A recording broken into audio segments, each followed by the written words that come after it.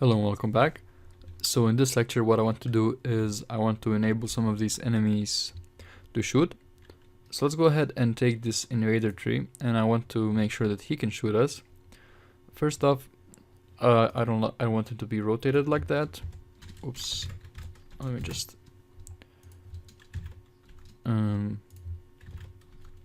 wait a second.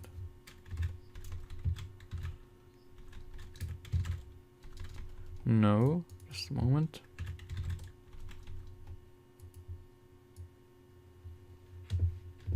Yep, yes, that's what I wanted.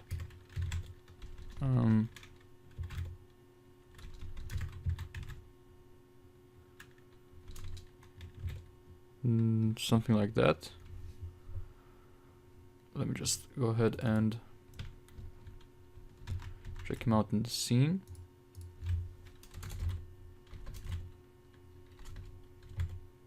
There we go.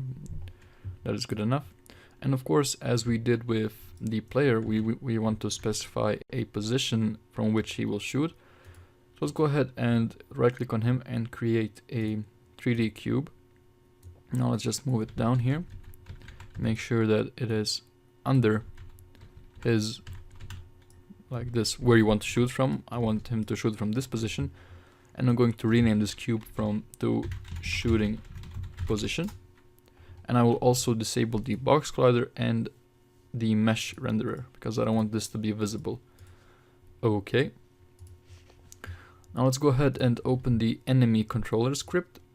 And first thing what I want to do is I'll go ahead and create a public boolean, which is just going to be it's going to be called can shoot. Okay, so basically, since all enemies have this component, but I don't want all of them to be able to shoot, I made this can shoot variable, and invader 1 will not be able to shoot, invader 2 will not be able to shoot, but invader 3 will be able to shoot, so let's set that to true. Okay, and of course we need to get a reference to the shooting position, so let's say public transform shooting position. And when the game starts, what I want to do is check if he can shoot. If this is the case, go ahead and just set shooting position to be equal to, wait a second.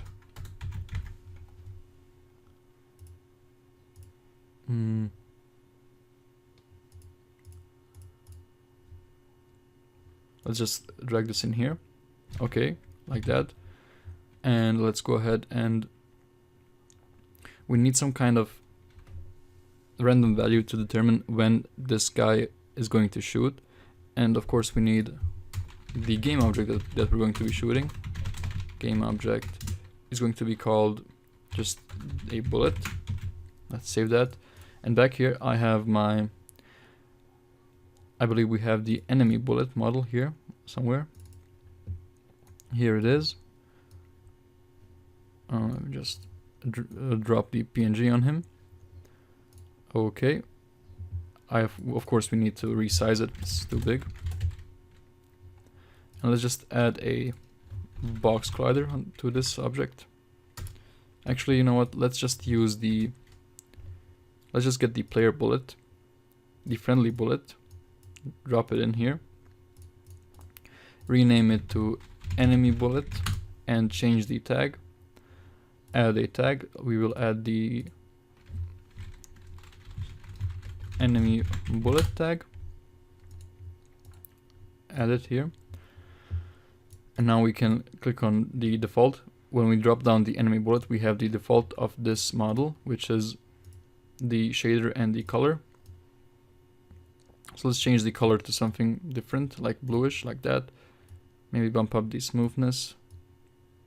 Okay. And let's create a prefab from the enemy bullet. Now that we have the prefab, let's go to the invader tree and drop our enemy bullet in there. Make sure to apply this change on this object so that the change is also applied to the prefab. Apply. And now let's go ahead and figure out how we actually want this guy to shoot. So we want some kind of timer that when the time passes, we want him to shoot. So let's go ahead and say public float shoot timer. Actually, let's just make this a private shoot timer, and I'll just set it to maybe 1 second. And in our update method, we'll say that shoot timer minus equal time.delta time. Oops. And if the shoot timer is less than or equal to 0, of course, what we usually do, first off, let's get a max shoot timer. And now, actually, well, yeah, sure, let's do it like this. You can make shoot timer public if you want to have different shoot timers, or you could get a random number. Actually, let's go ahead and do that. Instead of shoot timer being 1 second, let's go ahead and say that it's a random range between 0 and, let's say, 4 seconds. And then we set the max shoot timer to be equal to shoot timer. And here, if shoot timer is less than or equal to 0, we're going to first off instantiate the bullet at the transform.position with the transform.rotation. But we need to make sure that this is a new game object, so let's call it new bullet. Okay, and now that we have the new bullet, let's go ahead and actually get the rigid body component. Okay, and now set the velocity to be equal to vector 3.up times negative, let's get some kind of speed value here. Negative speed. Actually, let's get a new, call it public float shoot power. So times shoot power, there we go. Okay, and of course we need to reset the shot timer, so let's go ahead and say shoot timer is equal to max shoot timer. Save that, and let's go ahead and now back on our invader. We have the bullet, everything is set up properly. Let's just apply this, and now if I just set the speed to be 0 so he doesn't move, I want to see if he's going to be able to shoot us. Let's see. Now you see he's colliding with his own bullet there. Let's just see the... We need to fix that. We also need to add the shoot speed.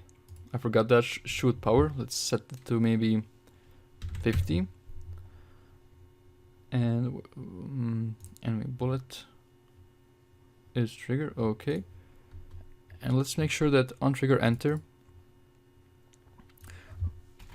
if the collision.game object tag is equal to enemy bullet, I want this just to return so nothing happens. Let's check it out now. He's still colliding with himself.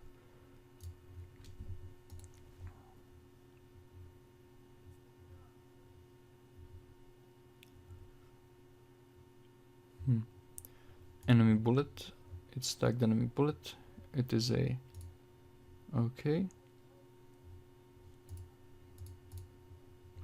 Oh, we need to spawn it at... Wait a second.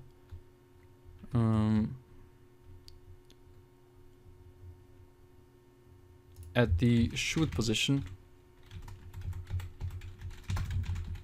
Shoot position dot transform dot position.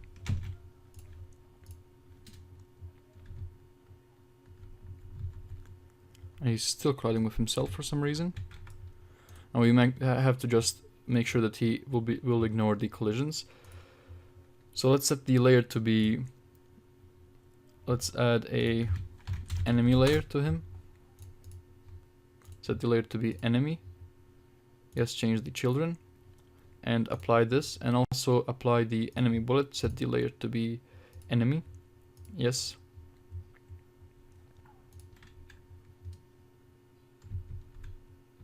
You can see he is shooting them, but it's really slow and they die after a few moments. So let's increase the shoot power to maybe 500.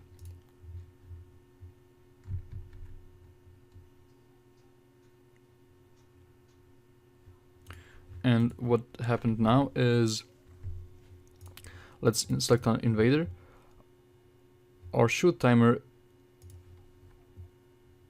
let's set the range to be from 1 to 5. F and make sure that, okay, let's go ahead and play it now.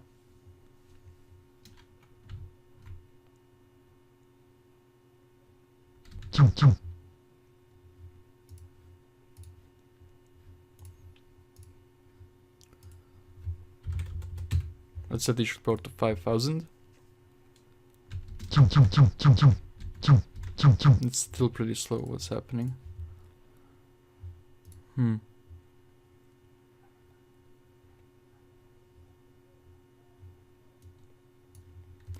Interesting.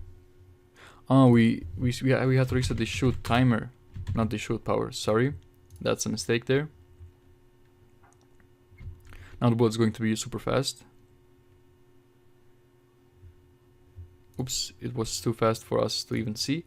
Set it to 50. Also, we're getting some kind of errors. That's because that we're doing this all the time, even if the even the invader 1 and 2 are doing this, but they shouldn't be doing this because can shoot is false for them. So let's go ahead and make sure that we do that. So let's say if can shoot is true, we're going to be checking this. If it isn't, we're not. So let's just run it now.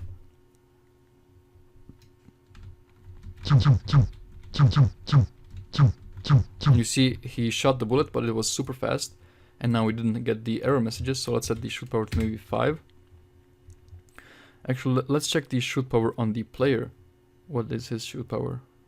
50. But we multiply with time the delta time there, so okay, there we go.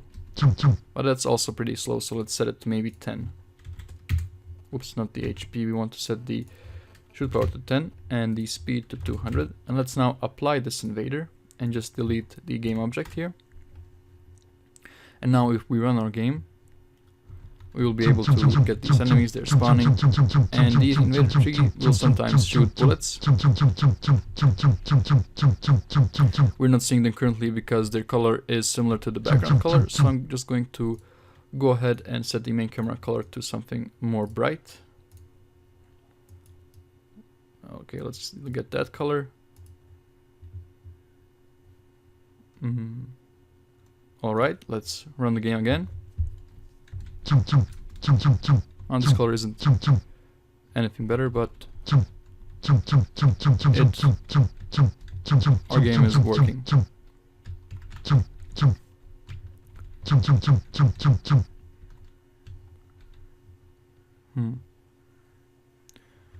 We're not getting any invader trees for some reason. Is it possible that the chances of spawning them is super slow? Or did we mess something up? We didn't, I guess. It's just a small chance. Or actually, let's see. No, everything is set up properly.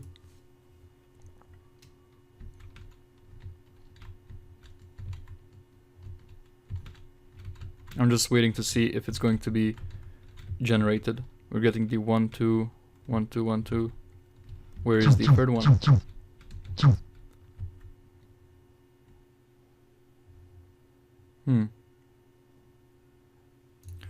Is interesting. Maybe random range 0 and 2 aren't included here, so let's see 0 and 3.